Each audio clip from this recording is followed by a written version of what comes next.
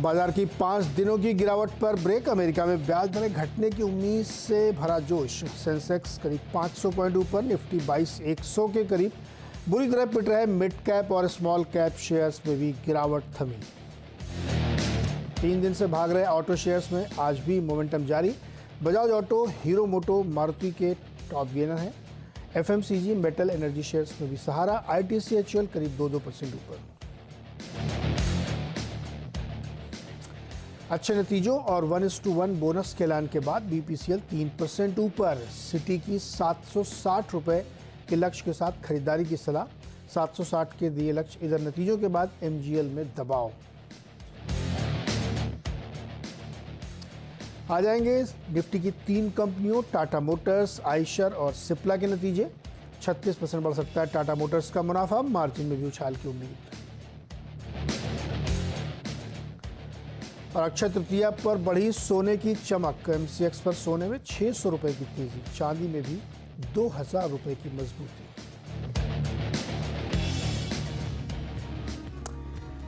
तो मार्केट में अच्छी खासी एक रिकवरी है। पिछले कई दिनों से जो बहुत डिप्रेशन का माहौल था उसमें अच्छी तेजी आई और अब निफ्टी 22,100 के बिल्कुल करीब है। एडवांस डिक्लाइन भी अच्छा है, यहाँ पे 2:1 का देखने को मिल रहा है। आज सोशल मीडिया का दिन है, इसलिए अपने सवाल हमें उस पर भेजिएगा और कोशिश करें कि ज़्यादा से ज़्यादा सवाल हम शामिल करें। और जवाब देने के लिए सरवेंद्र जी हमारे साथ होंगे और उम्मीद ये रहेगी कि ये मार्केट की तेज़ी ऐसी बनी रहे और आपका मुनाफा बनता रहे। सरवेंद्र जी। जी नीरज जी, कैसा लग रहा है बाजार? बहुत बहुत नमस्कार। आपको भी, दर्शकों को भी। देखिए, रेंज के लोअर एंड पे आ गया है। जो लास्ट शो में हम बात करते हैं कि भाई देखिए 22,100 और 22,800 ये मोटा मोटी रेंज है, 22,150 के आसपास। बट अब आई थिंक उससे थोड़ा सा नीचे है। बट क्लोजिंग बेसिस पे कल एक्सपायरी थी, तो आपको एक दिन के लिए उसको बेनिफिट ऑफ डाउट देना पड़ेगा और 22,000 के राउंड नंबर को देखना पड़ेगा। तो आई थिंक 22,000 का राउंड नंबर आप ले लीजिए, एक साइकोलॉजिकल मार्क 22,000 जो है, ये शॉर्ट टर्म में डिफेंड होना चाहिए, ऐसा मेरा भी मानना है। क्योंकि गिरावट काफी शार्प रही है। थोड़ा सा इंट्राडे सेटअप्स में बाजार ओवरसोल्ड हो गया है। तो नेक्स्ट 1-2 दिन में, मंडे ट्यूसडे में या आज से भी एक उछाल चालू होगा, जो ऐसा लग रहा है कि उछाल चालू है। तो आई थिंक बिल्कुल उस तरह से इसको देखा जा सकता है। तो आज का जो लो है 21,950 का, आई थिंक वो अब क्रूशल हो जाता है और उछालों के लिए। तो नेक्स्ट 1-2 दिन में अगर जो उछाल आने हैं, वो I think as long as हम ये 21,950 को स्पॉट में डिफेंड कर रहे हैं, आई थिंक मार्केट के पास एक चांस है कि एक बाउंस बनाए और उस बाउंस की क्वालिटी को देख के फिर डिसाइड करेंगे कि कितना गहरा बाउंस होगा। बट डेफिनेटली 150-200 पॉइंट का बाउंस यहाँ पे 22,150, 22,200 तक स्पॉट में आई थिंक बाउंस डेफिनेटली यहाँ पे एक आ सकता है। ओके, चलिए सवाल लेना शुरू करते हैं। पहला सवाल अंकित का है और इन्होंने टेक महिंद्रा की 1290 वाले स्ट्राइक प्राइस की एक कॉल खरीदी है, एक लॉट कॉल की। जी, क्या सही किया इन्होंने? देखिए फिलहाल गैप अप से जो चला है और 200 दिन के एवरेज के आसपास अच्छा सपोर्ट ले रहा है। तो आई थिंक 3-4 दिन ट्रेड में बने रहें। 3-4 दिन को ट्रेड में बने रहना चाहिए और एक स्टॉप लॉस जरूर लगाएं। मेरे हिसाब से एग्जैक्ट तो मुझे कॉल पे स्टॉप लॉस नहीं कैलकुलेट कर पाऊंगा, बट मोटा मोटी आई थिंक 16-17 रुपए के पास इनका एक स्टॉप लॉस यहाँ पे होना चाहिए। तो एक 16 रुपए के नीचे कहीं एक स्टॉप लॉस लगाएं और ऊपर में मुझे लगता है कि इन द मनी हो जाएगा, तो 20-30 पॉइंट से इन द मनी भी हो जाएगा नेक्स्ट 3-4 दिनों में। तो थोड़े इनके पैसे बनने चाहिए यहाँ पे, बट स्टॉप लॉस जरूर लगाएं। ओके, पंजाबी विद्वान का सवाल लेंगे, लेकिन उससे पहले समझ एक मिनट रुकिए जरा। भरत मदान जी से बातचीत करते हैं स्कॉट्स कुबोटा के बारे में। कंपनी ने जो अपने नतीजे पेश किए चौथी तिमाही के, वो नतीजे Q4 के ठीक कह सकते हैं आप, लेकिन आगे का गाइडेंस थोड़ा सा वीक सा दिख रहा है। तो क्या है तस्वीर नए वित्त वर्ष की, इसको समझने की कोशिश करते हैं। हमारे साथ whole time director and CFO Bharat Madan ji. Bharat sir, Q4 तो ठीक निकल गया, लेकिन आगे की तस्वीर बड़ी डिम सी लग रही है क्या? नहीं, डिम की जैसे आप बात कर रहे हैं, बेसिकली लास्ट पर पिछले 2 क्वार्टर अगर आप देखें ट्रैक्टर इंडस्ट्री के लिए, रूरल मार्केट थोड़ी प्रेशर में रही है। कुछ जो मानसून था वो काफी अनइवन था और पैची था, और वाटर रिजर्वर लेवल्स भी जो है स्पेशली सदर्न और वेस्टर्न मार्केट में जो टोटल रेन डिपेंडेंट है इरिगेशन के लिए, वहाँ पे इम्पैक्ट इंडस्ट्री का काफी ज्यादा था नेगेटिव। उसकी वजह से इंडस्ट्री जो पिछले 2 क्वार्टर से डिक्लाइन हो रही थी, और भी वो सॉफ्टनेस जो है इंडस्ट्री में अभी कंटिन्यू लग रही है। तो इस क्वार्टर में हमें लगता है वो सॉफ्टनेस कंटिन्यू रहेगी, बट जुलाई से ऑनवर्ड्स जब की मानसून की इंडिकेशन अभी काफी पॉजिटिव आ रहे हैं, और नॉर्मल से अब नॉर्मल की बात हो रही है, तो अगर मानसून अच्छा रहा तो हमें लगता है कि सितंबर ऑनवर्ड जो है रिकवरी इंडस्ट्री में अच्छी आएगी। तो ओवरऑल FY25 में हमें लगता है कि लो टू मिड सिंगल डिजिट की ग्रोथ आएगी इंडस्ट्री के अंदर में। तो इसका मतलब सितंबर ऑनवर्ड्स ऑलमोस्ट 10% से ऊपर की ग्रोथ आनी चाहिए, अगर हम पहले 3 से 4 महीने की जो सॉफ्टनेस की अगर देख रहे हैं रूरल मार्केट में।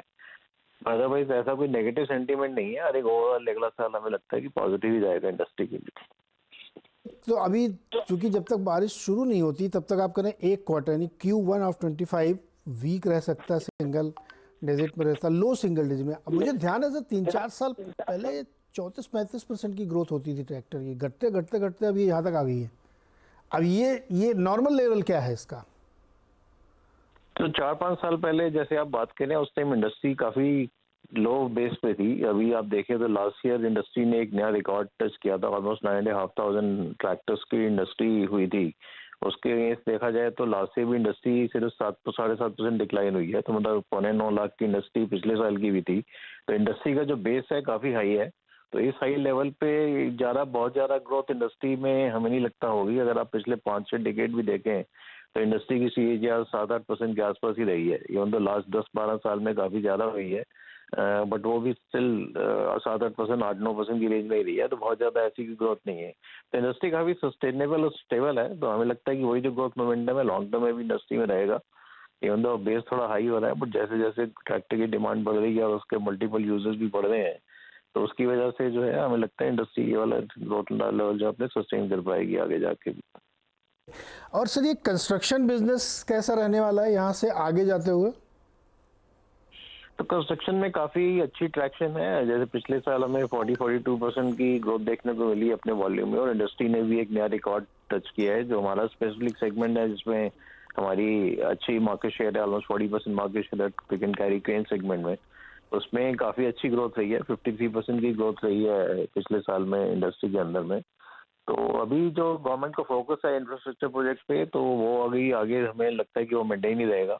तो उसकी वजह से कंस्ट्रक्शन के ऊपर इंडस्ट्री तो आगे भी अच्छी ही करेगी। तो वहाँ पे तो हमारा पॉजिटिव आउटलुक है काफी कंस्ट्रक्शन सेक्टर में। ट्रैक्टर में और कंस्ट्रक्शन इक्विपमेंट में दोनों में मार्जिन इंप्रूवमेंट हुए हैं, कॉस्ट एफिशिएंसी भी रही होगी और रॉ मटेरियल कॉस्ट्स भी नीचे, लेकिन अब देख रहे हैं कि थोड़ा मेटल में फिर से एक बार अप साइकिल बनता हुआ दिख रहा है। क्या ये मार्जिन आपने इस क्वार्टर में रखे हैं, ये सस्टेन होंगे या इसमें थोड़ा प्रेशर रहेगा? तो कमोडिटी का जितना प्रेशर था अभी इतना इंक्रीज नहीं है। लास्ट क्वार्टर में हमें थोड़े इन्फ्लेशन देखने को मिला था कमोडिटी प्राइसेस में, तो उसका अभी मार्जिन पे थोड़ा 0.5% इम्पैक्ट था। बट अभी हमने फर्स्ट में से ट्रैक्टर में भी प्राइस इंक्रीज लिया है मार्केट में, तो वो इन्फ्लेशन जो था वो भी पास ऑन कर दिया गया है। तो हमें नहीं लगता कि आगे जाके कोई मार्जिन पे कोई ज़्यादा प्रेशर रहेगा। आई थिंक दोनों सेगमेंट में, कंस्ट्रक्शन में भी और ट्रैक्टर सेगमेंट में भी, तो उसमें जितना मटेरियल इन्फ्लेशन था हम वो कम्प्लीटली पास ऑन कर चुके हैं मार्केट को, और उसकी रिकवरी भी मार्केट में हो रही है। तो आगे जाके मार्जिन हमें लगता है ट्रैक्टर बिजनेस में थोड़ा इम्प्रूव ही होगा। जो कॉस्ट एफिशिएंसी की हमारी जो इनिशिएटिव्स हैं जो चल रहे हैं, उसकी वजह से थोड़ा मार्जिन बेटर ही होना चाहिए, कम नहीं होगा। कंस्ट्रक्शन में आई थिंक हम 9-10% डबल डिजिट के मार्जिन का पूरे साल में लग रहा है हम मेंटेन कर पाएंगे। ओके, अच्छा ये रेलवे बिजनेस का रेवेन्यू डिक्लाइन हुआ 10%, ऐसा क्यों हुआ सर? तो रेलवे में जो हमारा ऑर्डर बुक होता है उसमें डिपेंड करता है कि डिलीवरी शेड्यूल रेलवे किस हिसाब से देता है। तो ऑर्डर बुक का ऐसा कोई एश्योरेंस नहीं है कि अगले क्वार्टर में नंबर आ ही जाएगा। तो क्वार्टर ऑन क्वार्टर नंबर ऊपर नीचे हो सकते हैं, बट ओवरऑल जो ग्रोथ मोमेंटम है आई थिंक वो कंटिन्यूड है। इवन लास्ट ईयर भी हमारा डबल डिजिट ग्रोथ रहा है रेलवे बिजनेस में, और अगले साल का भी हमें उम्मीद है कि डबल डिजिट का ग्रोथ रहेगा। तो ऑर्डर बुक अभी स्ट्रॉन्ग है, 950 करोड़ से ऊपर का ऑर्डर बुक है अभी हमारा, और आगे भी एग्जीक्यूशन पेस भी अच्छा चल रहा है और ट्रेंडिंग भी अच्छी हो रही है रेलवे में। तो आई थिंक इस बिजनेस में भी ग्रोथ मोमेंटम जो है आई थिंक डबल डिजिट का रहेगा हमारा आगे जाके। अच्छा सर, ये चूंकि रेलवे वाला बिजनेस ज़्यादातर गवर्नमेंट से आता है, क्या इलेक्शन को लेकर के कोई अनसर्टेनिटी आप लोगों के दिमाग में है? मतलब मार्केट में थोड़ा ऐसा था कि र्यूमर की इलेक्शन के बाद में थोड़ा स्लो डाउन हो जाएगा इंफ्रा स्पेंडिंग में गवर्नमेंट की साइड से, बट हमें ऐसा लगता नहीं। जैसे इनिशियल इंडिकेशन दिया था गवर्नमेंट ने, और अभी जून जुलाई में गवर्नमेंट के बाद में जब बजट देखेंगे हम, तो जो गवर्नमेंट का फोकस है आई थिंक इंफ्रा पे, कैपेक्स पे ओवरऑल बरकरार है। तो as long as capex guidance वही रहती है गवर्नमेंट की, तो हमें नहीं लगता कि उसमें स्लो डाउन होने की कोई ऐसी कोई उम्मीद नजर आएगी अभी। Think things remain same. या एब्सोल्युटली। ओके महाराज सर, बहुत बहुत शुक्रिया हमारे साथ जुड़ने के लिए, बहुत इंटरेस्टिंग बात कही आपने। Thank you. तो Escorts Kubota railway business quarter and quarter की बजाय थोड़ा लंबे समय के साइकिल में देखेंगे तो आपको दिखेगा। सरवन जी, कैसा लग रहा है आपको स्कॉट्स कुबोटा? देखिए बढ़िया सेटअप्स हैं फिलहाल, और जहाँ अभी मार्केट ने नया हाई रखा है, एटीएच पे चल रहा है, तो आई थिंक जब तक हाई टॉप हाई बॉटम के सिनेरियोज बने रहते हैं, I think medium term short term में तो सेटअप्स अच्छे ही हैं। मुझे लगता है कि जो पिछला हमने ब्रेकआउट किया 3390 के आसपास, जो हमने ब्रेकआउट किया 3400 के आसपास, आई थिंक वो अब क्रिटिकल है। उसके नीचे जाके अब जब तक डेली में बंद नहीं आता है तब तक मुझे लगता है कि ऊपर में 3750 3800 के टारगेट्स भी यहाँ पे नेक्स्ट 1 से 3 महीने में ऊपर में पॉसिबल है। सो आई थिंक किसी के पास है तो आई थिंक 3400 के स्टॉप लॉस से बने रहना चाहिए। ओके, हेमंत पुरंदरे जी ने हमें वडोदरा से पूछा। हेमंत जी, पहली बात तो आप कतई मोबाइल नंबर अपना कभी मत लिखिए ट्विटर पे, हाँ वो ठीक नहीं होता। सवाल ले लेता हूँ मैं आपका। इन्होंने 50 शेयर खरीदे ISMT के 104 पर शॉर्ट पीरियड के लिए, क्या करना चाहिए इनको? देखिए काफी मेरे हिसाब से काफी ओवरबॉट स्टॉक है फिलहाल, और उतनी लिक्विडिटी भी नहीं रहती, उतना कंफर्टेबल मेरे लिए। जहाँ पे लिक्विडिटी कम रहती है, जहाँ थोड़ा सा स्पाइकी रहते हैं वॉल्यूम्स, वहां मुझे थोड़ा सा हमेशा ये रहता है कि भाई सेटअप्स और चार्ट पैटर्न उतने बढ़िया नहीं बनते। बट फिलहाल आई थिंक यहाँ पे भी थॉट यही है कि ओवरऑल जब तक स्टॉक पकड़ के चल रहा है और सेटअप्स अभी भी पॉजिटिव लग रहे हैं, अभी तक भी कोई बड़ा रिवर्सल का साइन नहीं है, तो आई थिंक अगर है तो ट्रेड में बने रहे। 200 दिन का एवरेज इसका तकरीबन 90 रुपए के आसपास है, उन जगहों पे ध्यान रखें, उसके नीचे कहीं चाहे तो स्टॉप लॉस रखें, फिलहाल ट्रेड में बने रहें। अच्छा, अमित जी ने मुथूत ले रखा है 1250 पर, क्या राय होगी इनके लिए? Muthoot capital, Muthoot finance. Muthoot finance देखिए यहाँ पे भी आई थिंक इस वाले लेग में आई थिंक बाजार को थोड़ा सा आउट परफॉर्म कर रहा है, मतलब इंडेक्स से थोड़ा सा बेटर चला। तो थॉट यही है यहाँ पे कि भाई यहाँ पे भी ओवरऑल सेटअप पॉजिटिव है, तो यहाँ पे भी होल्ड की राय है। यहाँ पे मुझे लगता है 1550 के आसपास एक स्टॉप लॉस रखना चाहिए उसके नीचे। हिमांशु ने 130 पर PNB खरीदा है, 5 साल के लिए होल्ड करना चाहिए? देखिए 5 साल के लिए पूछ रहे हैं तो फिर मेरे हिसाब से होल्ड करना चाहिए। 15-20% अप डाउन ड्रॉडाउन में इस भाव से आपको रेडी रहना चाहिए और होल्ड करना चाहिए मेरे हिसाब से। क्या L&T में आज का बॉटम बन गया है क्या? जो आज का लो वही बॉटम बनना चाहिए क्या, और बाई करना चाहिए? शॉर्ट टर्म में जैसे मैंने बोला, यस, मतलब शॉर्ट टर्म में 2-3-4 दिन के लिए अगर आप सोच रहे हैं, एकदम प्योर शॉर्ट टर्म सोच रहे हैं, तो आई थिंक जैसे मैंने बोला 21,950 आज का जो लो है उसके नीचे अगर बंद नहीं आता है तो आई थिंक यहाँ पे एक बार नेक्स्ट हफ्ते का हम सोच सकते हैं कि अगले हफ्ते के स्टार्ट के लिए तो एटलीस्ट 2-3 दिन के लिए बॉटम है। बट लार्जर ट्रेंड जैसे मैंने पहले भी शोज पे बोला कि भाई देखिए लार्जर रिस्क रिवॉर्ड्स अब उतने बचे नहीं है, बहुत ज्यादा 22,800-850 के ऊपर आप जा पाएंगे ऐसा फिलहाल लग नहीं रहा। तो उछालों में तो मेरी राय यही रहेगी कि भाई आप यहाँ से ट्रेडिंग करें तो करिए, बट उछालों में सेल ऑन राइज का ही short to medium to long term बाजार सेल ऑन राइज है। पिंकू का सवाल है, एलिकॉन इंजीनियरिंग पे 1082 पर इन्होंने खरीदा है, अब वो खरीदने के बाद से नीचे जा रहा है, जबकि अर्निंग्स अच्छी थी ऐसा इन्होंने लिखा है। क्या करें, होल्ड करें, एग्जिट करें? देखिए बहुत चल गया है स्टॉक, इनको पहले समझना चाहिए कि क्या क्या चीज उन्होंने कब ली है। 22 रुपए वाली चीज 1000 रुपए हो गई है अभी आपको, और इसमें कितना कमाना है मुझे नहीं मालूम। और बाद में पैसे बन भी सकते हैं लेकिन अब वो नहीं बनेंगे। जो ये बना के आया है 4 साल में आपके लिए पैसे, वो पैसे अब शायद ये नेक्स्ट 10 साल में आपके लिए उस लेवल का पैसा नहीं बना पाएगा, वो रिटर्न नहीं आएंगे। बट यस, बाजार को आई थिंक स्टॉक ठीक ठाक लग रहा है, तो आई थिंक बाजार के साथ ही रिटर्न देगा। तो फिलहाल तो हमें लग रहा है कि बाजार का करवट थोड़ा नीचे का है, तो मार्जिनली आप यहाँ 10-15% ड्रॉडाउन के लिए तैयार रहिए मिनिमम, और अगर लॉन्ग टर्म व्यू है तो खड़े रहिए, शॉर्ट टर्म है तो मेरे हिसाब से उछालों में निकलिए। ओके, सलील कुमार का एक सवाल है रिलायंस इंफ्रा पे, आप ट्रैक करते हैं रिलायंस इंफ्रा? चार्ट पे देखेंगे जी। क्या करना चाहिए? 185 पे लिया इन्होंने, फिर इन्होंने 165 पे भी ऐड किया है। देखिए आधा हो गया है अपने हाई से, स्टॉक 300 के कुछ ऊपर गया था, आई थिंक 310 के आसपास के, मुझे 315 आई थिंक, वहां से प्योर एकदम आधा हो गया है।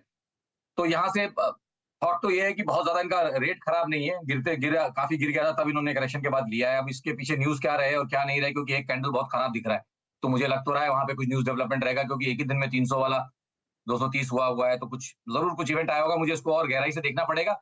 बट फिलहाल आई थिंक काफी ओवरसोल्ड है, तो नेक्स्ट 15 दिन चाहे तो ट्रेड में बने रहें और एक 15 दिन बाद दोबारा राय ले लें। ओके, सृजन राज जी 18 साल के हैं जी, और इन्होंने 500 रुपये महीने की SIP कर दी है। ठीक है। इनको एक कार खरीदनी है 3 साल में, ठीक है। तो बताइए कहाँ। देखिए 500 रुपए की एसआईपी से इनको 3 साल में कार खरीदनी है तो आई थिंक लक्ष्य थोड़ा चैलेंजिंग है, मुश्किल है। एसआईपी का इनको अमाउंट बढ़ाना पड़ेगा पहली बात, और बाजार को भी इस करवट में इनकी तरफ इनको इनको रिवॉर्ड करना पड़ेगा नेक्स्ट 3 साल। तो 6-12 महीने तो हमें थोड़े से ग्रे लग रहे हैं, बट यस आई थिंक 6-12 महीने के बाद डेफिनेटली कुछ कमाई हो सकती है, बट एसआईपी तो इनको बढ़ाना पड़ेगा। और अब ये भी डिपेंड करेगा गाड़ी कौन सी लेना चाहते हैं। तो अगर 100 रुपये के हिसाब से तो 18,000 रुपये जमा करेंगे ना, कौन सी कार आएगी? वो तो नहीं आएगी, वही मैं कह रहा हूँ कि मिड एंड भी नहीं ले पाएंगे। आई थिंक एंट्री लेवल पे इनको देखना पड़ेगा और एसआईपी इनको बढ़ानी पड़ेगी, कम से कम 2,500-3,000 रुपए एसआईपी करनी पड़ेगी, और बाजार को इनको फिर 15-20% रिटर्न देना पड़ेगा 3 साल में, तो इनकी शायद एक एंट्री लेवल वाली गाड़ी आ जाए।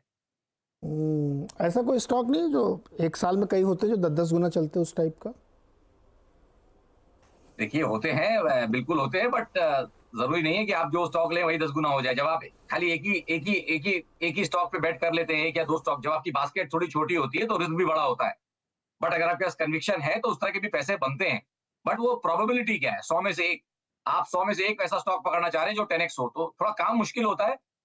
और आई थिंक वो कोविड लो पे वो चीज हो सकती थी, जहां हमने चिल्ला चिल्ला के बोला आपके चैनल पे कि भाई जिसकी हिम्मत है अब ले, तो कोविड लो पे वो काम हो सकता था। अब बड़ा मुश्किल है, अब 10 बैगर ढूंढना थोड़ा मुश्किल है। नीडल इन हे स्टॉक जिसको बोलते हैं ना, अब वो एक सुई ढूंढने वाली बात है कि आप धान में जाके, धान के गट्ठे में जाके आप एक सुई ढूंढेंगे, बड़ा मुश्किल काम है। Not that it is impossible, but मुश्किल है। कोविड लो पे होते तो होता, वापस बाजार में कोई अगर पैनिक हो जाए खुदा ना खास्ता, तो पॉसिबली वो किया जा सकता है, बट अभी तो मुश्किल लगता है। 10x के स्टॉक निकालना इस समय मुश्किल है।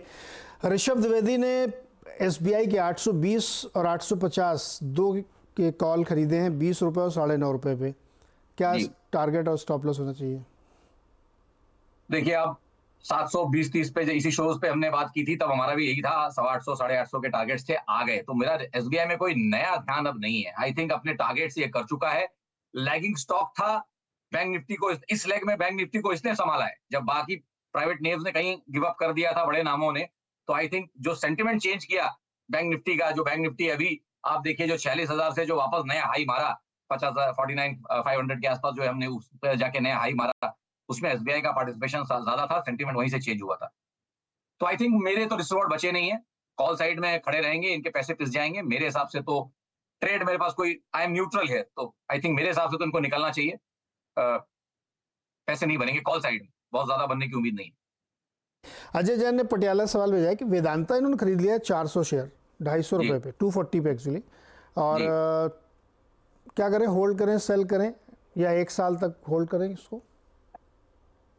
देखिए वेदांता ऑलमोस्ट इनका डबल तो नहीं हुआ है अभी, बट मेरी तो राय रहेगी कि उछालों में यहाँ नेक्स्ट 15 डेज, अभी तो ट्रेंड में चल रहा है, तो जैसे मैंने बोला, जब जो चीज चल रही होती है उसको मैं छेड़ता नहीं हूँ।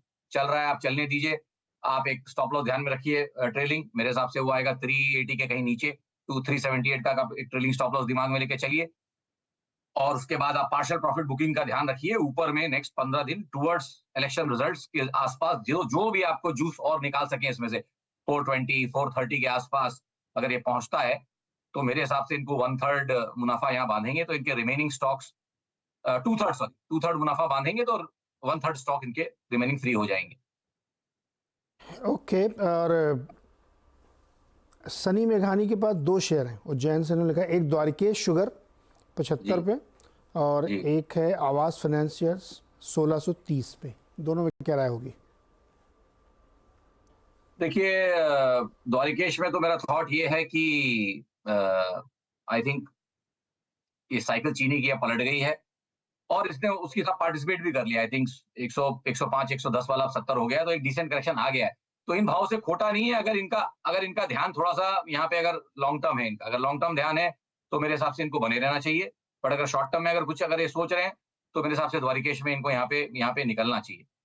और दूसरा जो इनका स्टॉक है उसमें मेरी बहुत स्ट्रॉन्ग राय नहीं है, तो मैं आवास फाइनेंशियल का डेटा भी उतना नहीं है, तो आई थिंक मैं इसको पास करना चाहूंगा यहाँ पे। के अभिषेक मिश्रा के 2 शेयर हैं, इन्फोसिस और टाटा मोटर्स। एक 1591 पे इन्फोसिस और 519 पे टाटा मोटर्स है। 1 साल का नजरिया बताइए इस पे। देखिए आईटी पे तो ध्यान नेगेटिव ही रहा है, और आरटी ने निराश भी किया यहाँ पे। आई थिंक फिर से सेटअप्स नीचे हैं, तो आई थिंक यहाँ पे तो एक साल के लिए तो मुझे लगता है कि इन्फी को एक बार कहीं 1150 1100 के लेवल्स भी कहीं छू सकता है। रिस्क रिवॉर्ड के हिसाब से बता रहा हूँ, जब तक 1500 के ऊपर नहीं जाता, तो आई थिंक 1520 के ऊपर नहीं जाता, ध्यान खराब है इन्फोसिस में एक साल के लिए। नीचे के लेवल्स आएंगे। और टाटा मोटर्स की जहां तक बात रही, यहाँ तो भाई ये बात यही है कि आउट परफॉर्मिंग स्टॉक है, तो यहाँ ट्रेड में बने रहे। यहाँ ट्रेलिंग स्टॉप लॉस मेरे हिसाब से इनके लिए बेस्ट रहेगा, स्ट्रैटेजी वो इनके लिए बेस्ट रहेगी। और इनको यहाँ पे 1000 या आई थिंक 990 के नीचे इनको एक यहाँ पे trailing stop loss Tata Motors में लेके चलना चाहिए। ओके, अमित झा पूछ रहे हैं एनटीपीसी 400 पार करेगा क्या? नहीं, बिल्कुल करेगा, लेकिन कब करेगा वो मालूम नहीं है। 400 पार करेगा जी। ओके, बहुत गर्मी पड़ रही है, पावर शॉर्टेज होने वाली है जून में जी। विकास बरनवाल का नजर कर रहा है कि सबके सवाल ये है, केपीआईटी पर क्या आपका नजरिया बनता है? 6 महीने के लिए 540 के भाव पर 500 शेयर लिए इन्होंने। देखिए, मैं तो अभी वापस बोलूंगा, ये देखिए मैं पैसे आप लोग के अच्छे बन रहे हैं। I think mid cap large cap IT नहीं कर पा रहा, तो मिड कैप आईटी में, और ये सब बहुत आउट परफॉर्मिंग स्टॉक्स हैं, ये तो अभी इनमें कोई करेक्शन मेजर आए भी नहीं है। आप समझ लीजिए कि 500 रुपए वाला स्टॉक आज आपको अभी भी 1500 चल रहा है। मेरी तो राय रहेगी ऑलमोस्ट 3 गुना इनका है, 1/3 बेच दें, रिमेनिंग इनका फ्री हो जाएगा। थोड़ा कैपिटल इसमें से निकाल लें, ड्राई पाउडर रखें, साल के एंड में या अगले साल के स्टार्ट में इनको डेफिनेटली काम आएगा, ऐसा मेरा मानना है। 70-80% कॉन्फिडेंस लेवल है कि इनको इस करंट भाव से तो नीचे लेने के लिए मिलेगा 6 से 12 महीने के अंदर। के लक्ष्मी राघवन का सवाल ये है कि क्या इंडियो में यानी इंटरग्लोब एविएशन में 4000 वाले स्ट्राइक का कॉल खरीदेंगे? देखिए, इवेंट के आसपास आप ऑप्शंस में जाते हैं, ठीक है, फ्यूचर्स में हमेशा ज्यादा रिस्क रहता है, बट आई थिंक ये भी काफी ओवरबॉट है।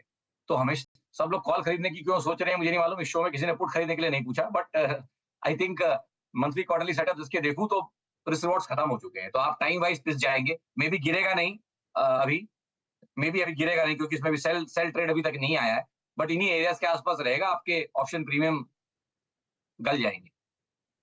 ओके, वरुण शुक्ला का आखिरी सवाल लेते हैं। इरकॉन 38 शेयर 132 रुपये 35 पैसे पर, लॉन्ग टर्म के लिए व्यू? देखिए, लॉन्ग टर्म जब ये बोल दिए तो मैं ये मान के चल रहा हूँ कि 12-18 महीने प्लस का सोच के चल रहे हैं अगर, तो फिर ट्रेड में बने रहे, नहीं अन्यथा ये भी स्टॉक काफी चला हुआ है और डार्लिंग रहा है। देखिए, ये सारे स्टॉक बड़े डार्लिंग रहे हैं, और निराशा हमेशा बाजार का जो कंसेंसस डार्लिंग होता है उसमें ज्यादा निराशा आती है, कि जब भी आती है तो वो समझ के अगर खड़े रहना चाहते हैं, ये सारे रिस्क समझ के खड़े रहना चाहते हैं, तो लॉन्ग टर्म में खड़े रहें। ओके, ये राय थी इरकॉन पे। सरवीन जी, बहुत बहुत शुक्रिया जुड़ने के लिए और बातचीत करने के लिए। बहुत धन्यवाद नीरज जी।